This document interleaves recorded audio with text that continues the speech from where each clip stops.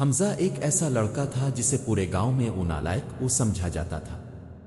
اسے نہ زمینداری آتی تھی، نہ کوئی ہنر تھا، اور نہ ہی کسی کام میں اس کی دلچسپی تھی۔ جب بھی وہ گھر سے باہر نکلتا تو گھر والوں کی گالیاں اور طعنے سن کر ہی نکلتا۔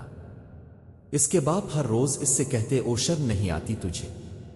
پورے گاؤں میں تجھ سے بڑا نالائق کوئی نہیں، آخر تیرا کیا بنے گا بے شرم انسان۔ یہ طعنے اس کی ٹینشن میں دن بدن اضافہ کرتے جا رہے تھے اور اس کا دل اندر ہی اندر ٹوٹتا جا رہا تھا، مگر وہ کسی سے کچھ کہہ بھی نہیں پاتا تھا، کیونکہ اسے خود بھی لگتا تھا کہ شاید لوگ صحیح ہی کہہ رہے ہیں۔ ہر دن گھر میں جھگڑے ہوتے، کوئی دن ایسا نہیں جاتا جب اسے عجیب عجیب طعنے نہ سنے پڑتے۔ یہ سب سن کر وہ باہر آ کر غمزدہ سا کہیں بیٹھ جاتا اور سوچنے لگتا کہ آخر وہ کیا کرے۔ اس کی زندگی ایک عذاب بن چکی تھی اور وہ خود کو کسی کام کا نہیں سمجھنے لگا تھا۔ ایک دن اس کے باپ نے حد سے زیادہ طعنے دے دیے۔ ان باتوں نے حمزہ کو اس حد تک مجبور کر دیا کہ اس نے بالآخر گھر سے ہی دور جانے کا فیصلہ کر لیا۔ وہ چپ چاپ گھر سے نکل آیا، جاتے ہوئے اس کی آنکھوں سے آنسو بہہ رہے تھے اور اس کے دل میں یہی خیال آ رہا تھا کہ کاش میں کبھی پیدا ہی نہ ہوا ہوتا تو ٹھیک تھا۔ وہ خود کو کوستے ہوئے سوچ رہا تھا کہ میں کس مرض کی دوا ہوں، اس سے بہتر ہے میں مر ہی جاؤں۔ اس کے پاس اس کی ماں کے دیے ہوئے کچھ سکے تھے، وہی سکے اس کی کل پونجی تھے۔ انہیں سکوں سے اس نے ایک کمزور سی کشتی خریدی اور تھوڑی سی خوراک لی۔ دل میں کسی منزل کا تصور نہ تھا، بس ایک نامعلوم راستے پر نکل کھڑا ہوا۔ نہ اسے راستے کا کچھ علم تھا اور نہ ہی وہ کشتی چلانا جانتا تھا، مگر دل میں ایک ہی بات گھوم رہی تھی کہ اگر مر جاؤں تو بھی ٹھیک ہے، اس زندگی سے موت ہی بہتر ہے۔ اسی سوچ میں وہ کشتی سمندر میں آگے بڑھاتا رہا۔ مغرب تک وہ سفر کرتا رہا، مگر سمندر کا دوسرا کنارہ کہیں نظر نہ آیا۔ سورج ڈھلنے لگا اور شام شروع ہوتے ہی حالات بدل گئے۔ اچانک تیز ہوا چلنے لگی اور بارش بھی شروع ہو گئی۔ تیز جھونکوں نے کشتی کو الٹے طرف گھما کر بھگانا شروع کر دیا۔ حمزہ کشتی میں سوار ہوا کہ جھونکوں سے لڑنے کی پوری کوشش کرتا رہا۔ وہ پوری طاقت لگا کر کشتی کو سنبھالنا چاہتا تھا، مگر ہوا اتنی شدید تھی کہ آخرکار وہ تھک گیا۔ اب وہ ہوا کا مقابلہ کرنے کے بجائے الٹے سائیڈ ہی لے کر بہنے لگا۔ کشتی یوں ہی بہتی بہتی دور ایک کنارے تک جا پہنچی، جہاں اسے کچھ آبادی نظر آئی۔ کنارہ دیکھ کر اس کے دل کو ذرا سا سہارا ملا اور اس نے سوچا کہ چلو یہاں صبح تک رک جاؤں، صبح ہوتے ہی آگے چلا جاؤں گا۔ اس نے کشتی کو کنارے پر اچھی طرح باندھ دیا اور پھر دور نظر آنے والی ایک آبادی کی طرف بڑھا۔ وہاں ایک مسجد تھی۔ تھکا ہارا حمزہ اسی مسجد میں ٹھہر گیا۔ مسجد کے ایک دور کونے میں اس کی نظر پڑی تو دیکھا کہ ایک شخص نماز پڑھ رہا تھا۔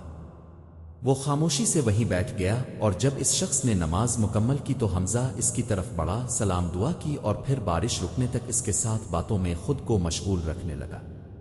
وہ شخص ایک باوقار بزرگ تھا، چہرے پر سنجیدگی اور لہجے میں نرمی تھی۔ باتوں ہی باتوں میں حمزہ نے بابا جی کو اپنی ساری کہانی سنا دی۔ اس نے بتایا کہ کیسے گھر والے ہر وقت طعنے دیتے ہیں، کیسے وہ خود کو کسی کام کا نہیں سمجھنے لگا ہے۔ آخر میں اس کی آواز بھرا گئی اور اس نے کہا، یہ بابا جی آخر میں بھی اللہ کا بندہ ہوں، اتنا ترس مجھ پر کسی کا کیوں نہیں آتا؟ آخر میں کیا کروں؟ یہ کہتے ہوئے حمزہ نے دل کا سارا بوجھ بابا جی کے سامنے رکھ دیا۔ اس نے یہ بھی بتایا کہ لوگوں اور گھر والوں کی باتوں سے تھک کر وہ سب کچھ چھوڑ کر دور جا رہا ہے۔ بابا جی نے بڑی توجہ سے اس کی بات سنی، پھر حمزہ کو تسلی دیتے ہوئے کہا، بیٹا یاد رکھو، اللہ کی تقدیر کا لکھا انسان کو پہلے سے پتہ نہیں ہوتا۔ بعض لوگ بغیر عقل کے دنیا پر راج کرتے ہیں اور بعض لوگ ہنرمند ہونے کے باوجود ٹکے ٹکے کے محتاج ہوتے ہیں۔ اللہ تعالیٰ پر بھروسہ رکھو، وہی کارساز ہے۔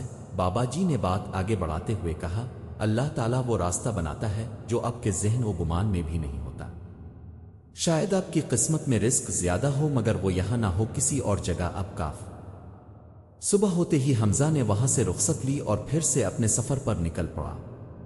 وہ دن بھر کشتی چلاتا رہا، سورج ڈھلتا رہا اور مغرب تک وہ مسلسل سفر کرتا رہا، مگر جیسے ہی شام گہری ہوئی ایک بار پھر وہی طوفانی بارش اسے آ گھیر لیتی ہے۔ تیز ہوا کہ جھونک کے کشتی کو بے قابو کر دیتا ہے اور اسے اپنی مرضی کے خلاف ایک طرف دھکیلنے لگتا ہے۔ حمزہ پوری کوشش کرتا ہے مگر تھکان اس پر حاوی ہو چکی ہوتی ہے۔ ہوا کہ جھونک کے اسے ایک جزیرے کی طرف لے جاتے ہیں۔ جب کشتی کنارے لگتی ہے تو وہ بالکل ندھل ہو چکا ہوتا ہے۔ वहां ना कोई छत थी और ना ही हवा से छप जाने का कोई जरिया। बारिश इस पर बरस रही थी और वो थका हारा बेबस सा इस अजनबी जजीरे पर खड़ा था। हमजा दिल ही दिल में सोचने लगा कि बाबा जी ने तो बस हवाई बातें कह दी थी। इसने खुद को कोसते हुए सोचा, क्या मुझे मेहनत का सिला ये अमला कि मैं एक जजीरे में कैद हो गया। इस खतरनाक मौसम को देखो और मैं यहाँ अकेला फंसा हुआ हूँ। वो बार बार यही सोचता रहा कि ये कौन सी तकदीर है, ये तो मेरी जान ही ले लेगी। पूरी रात वो उन्हीं ख्यालात में डूबा रहा। नींद इसकी आंखों से कोसों दूर थी और सर्दी इस कदर शदीद थी कि इसने इसकी हड्डियां और गोश्त एक कर दिए थे। जजीरे पर नजर दौड़ाई तो वहां सिर्फ एक ही दरख्त था जो बिल्कुल सूखा हुआ था। ना इसमें कोई पत्ते थे कि हमजा उन्हें खा सके और ना ही कोई मेवादाना। आखिरकार हमजा ने फैसला किया कि वो दोबारा कुश्ती में सवार होकर यहां से निकलने की कोशिश करे। वो उधर उधर देखता हुआ कुश्ती की तरफ बढ़ा ही था कि अचानक इसकी नजर कुश्ती पर पड़ी। इसके तख्ते टूट चुके थे। शदीद बारिश और तूफान की वजह से कुश्ती अब जाने के काबिल नहीं रही थी। ये देखकर उसके दिल में कश्मकश मच गई और खुद से कहने लगा, अब क्या होगा, मैं तो यहां ही मर जाऊंगा। खुद को बेसहारा पाकर उसकी आंखों से आंसू बहने लगे और वो खामोशी से इस वीरान जजीरे को देखता रहा। कुश्ती के तख्ते पानी में बह चुके थे। हमजा ये देखकर बिल्कुल लाचार हो गया। थका हारा वो वहीं बैठ गया। जो एक वसीला था वो भी इससे छन चुका था। अब उसके पास बस पानी था और वो थोड़ी सी खुराक जो वो साथ ले आया था, वो इसे बहुत एहतियात से थोड़ा थोड़ा करके खाने लगा। हमजा ने बहुत मेहनत के बाद एक मछली पकड़ ली। इसने बड़ी मुश्किल से इसे पकाने के लिए साफ किया, मगर जब उधर उधर देखा तो उसके पास आग जलाने का कोई आला नहीं था। ये देखकर वो बेबस हो गया। आखिरकार उसने हार मान ली और एक कपड़े में वो मछली साइड पर रख दी। यूं ही एक दिन गुजर गया। अगले दिन जब सूरज निकला तो उसके पास खाने को कुछ भी नहीं था। अब इसे पक्का यकीन हो चुका था कि अब मैं मरूंगा, अब दूसरा कोई रास्ता नहीं। वो निधल सा होकर बैठ गया। दिल में बद्दुआ तक आने लगी, मगर फिर खुद को रोके रखा। इसी वक्त इसे एक ख्याल आया कि अगर वो वही मछली खा ले तो शायद कुछ वक्त और जिंदा रह सके। अलग अलग हरबे इस्तेमाल करने के बावजूद कोई तरीका काम ना आया। आखिरकार वो फिर से थका हारा एक साइड पर बैठा और समंदर की तरफ देखने लगा। यूं ही देखते देखते इसे समंदर में एक पत्थर चमकता हुआ नजर आया। हमजा ने इसे काफी देर तक गौर से देखा, फिर बिलाखिर उठा ही लिया। मगर इस वक्त भी उसके जहन में सिर्फ आग जलाने की फिक्र थी। इसने वही पत्थर दूसरे पत्थरों से टकराती हुई मारना शुरू किया। कभी ऐसा लगता जैसे आग भड़क जाएगी और कभी सिर्फ चुटकी जैसे चिंगारे निकल आते। वो रुकने का नाम नहीं ले रहा था। बहुत मेहनत के बाद आखिरकार आग जल ही गई।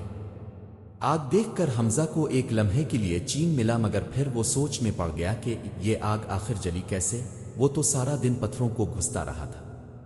बिलाखिर इसने सारा दिन पत्थरों पर लगाकर जान ही ली कि पत्थर से आग कैसे जलाई जा सकती है।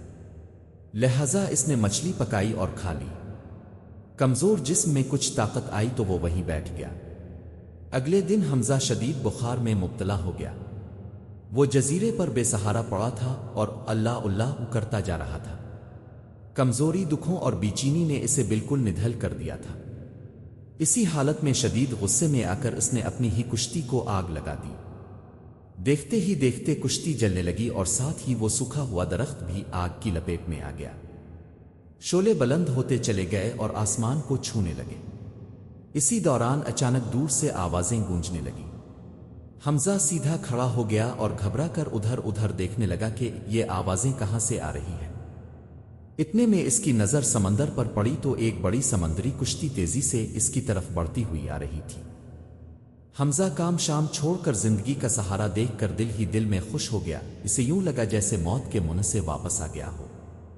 कुश्ती जैसे ही किनारे लगी, लोग उतरते ही हमजा के पास आ गए और सवाल करने लगे कि यहां क्या हुआ, आग क्यों जलाई गई।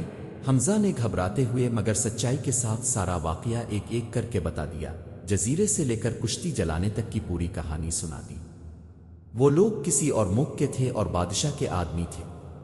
उन्होंने आपस में कुछ बात की और फिर हमजा को अपने साथ ले गए। कुछ ही देर यहां आकर हमजा पर एक और मुसीबत आ पड़ी। वो जिस जगह काम की उम्मीद लेकर आया था वहीं बादशाह ने हुक्म देकर इसे जेल में डाल दिया।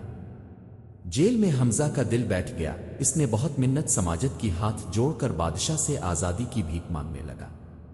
वो बार बार कहता रहा कि मुझसे नादानी हो गई है, मुझे छोड़ दिया जाए, मगर बादशाह बहुत सख्त मिजाज इंसान था, इसके चेहरे पर कोई नरमी ना आई।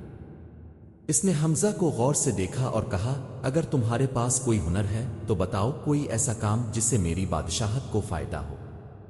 अगर वाकई तुम्हारे पास कोई हुनर हुआ तो मैं तुम्हें छोड़ दूंगा, वरना तुम यही रहोगे। ये सुनकर हमजा खामोश हो गया। इसके दिल में फिर से वही कश्मकश शुरू हो गई कि आखिर वो क्या बताए, इसके पास तो कभी कोई हुनर था ही नहीं। हमजा तो आया ही इसी वजह से था कि इसे कुछ आता नहीं था।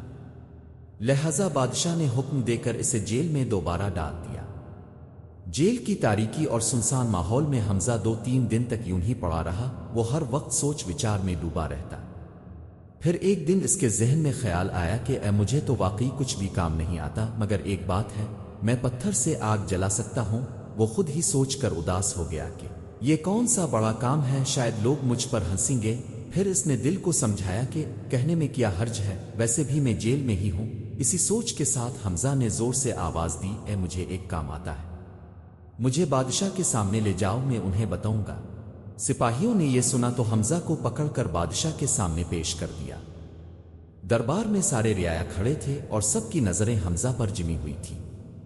हमजा बहुत नदीम आवाज में बोला, ओ बादशाह सलामत, मुझे एक काम आता है, शायद बड़ा ना हो मगर महल में काम आ सकता है। बादशाह ने सख्त लहजे में कहा, जल्दी बताओ क्या हुनर है। हमजा ने हिम्मत जमाकर कहा, ई बादशाह सलामत, मुझे पत्थर से आग जलाने का हुनर आता है। ये सुनकर बादशाह और रियाया सब दंग रह गए। दरबार में एक लम्हे के लिए खामोशी छा गई। बादशाह अपनी कुर्सी से उठकर खड़ा हो गया और हैरत अंगेज नजरों से हमजा की तरफ देखने लगा, जैसे हमजा ने कोई बहुत बड़ा कारनामा बयान कर दिया हो। बादशाह ने तेज आवाज में हुक्म दिया, ये सब लोग बाहर जाओ, सिर्फ खुसूसी रियाया यहां ठहर जाओ। ये सुनकर सब लोग बाहर चले गए।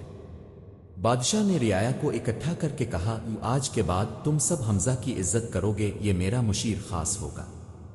हमारे मुल्क में आग जलाने का बहुत बड़ा मसला है, हमें ये कमजोर सी चीज दूसरे मुल्क से सोने के बदले लेनी पड़ती है। ये सुनकर हमजा हैरत से वही खड़ा रह गया। जिस हुनर को वो मामूली समझ रहा था वही इसकी जिंदगी बदलने वाला साबित हो रहा था। बादशाह ने हमजा को अपने साथ बतौर मुशीर खास रखा और इसे इसी जजीरे के पास ले गया जहां वो पत्थर मौजूद थे। वहां हमजा ने अमली तौर पर दिखाया कि किस तरह दो पत्थरों के दरमियान थोड़ी सी रेत रखकर उन्हें एक दूसरे से पसलाया जाए तो आग भड़क उठती है। यूं बादशाह के हाथ वो फार्मूला आ गया जिसकी इसे बरसों से तलाश थी। कुछ ही दिनों में हमजा के इस फार्मूले से अपने मुख में मिर्च की थैली तैयार कर ली गई। जल्द ही ये मिर्च पहले पूरे मुख में और फिर दूसरे और तीसरे मुख तक जाने लगा। हमजा अब सिर्फ मुल्क का वजीर ही नहीं रहा था, बल्कि दूर दूर तक इसके नाम की शोहरत फैल गई। जब उसकी कामयाबी और शोहरत के चर्चे वहां पहुंचे तो उसके बाप ने इसकी मां से कहा, देखो ये हमजा भी किसी का बेटा होगा जिसने अपने माँ बाप का नाम रोशन कर दिया, और एक हमारा हमजा पत्ता नहीं भागा, बेशर्म कहीं का। अभी ये बात हो ही रही थी कि कुछ सिपाही आए और हमजा के माँ बाप और सारे खानदान को इज्जत के साथ ले जाकर इससे मिलाया। जब माँ बाप ने अपने बेटे को इस मकाम पर देखा तो उनकी आंखें आंसुओं से भर गईं। वही हमजा जो कभी पूरे मोहल्ले में नालायक के नाम से मशहूर था, आज दुनिया इसके कदमों में थी। बादशाहत इसे सलाम कर रही थी और उसकी ईमानदारी और सब्र ने इसे वो मकाम दिलाया था जिसका कभी इसने खुद भी तसव्वुर नहीं किया था। सबक: इस कहानी से हमें यह सबक मिलता है कि मुश्किलात अक्सर बड़ी कामयाबी का दरवाज़ा खोलती है। अल्लाह की तकदीर हमारे तसव्वुर से बहुत बुलंद होती है। सब्र, मेहनत और अल्लाह पर भरोसा रखने से इंसान को वो मकाम मिलता है जो इसकी सोच से भी बढ़कर होता है।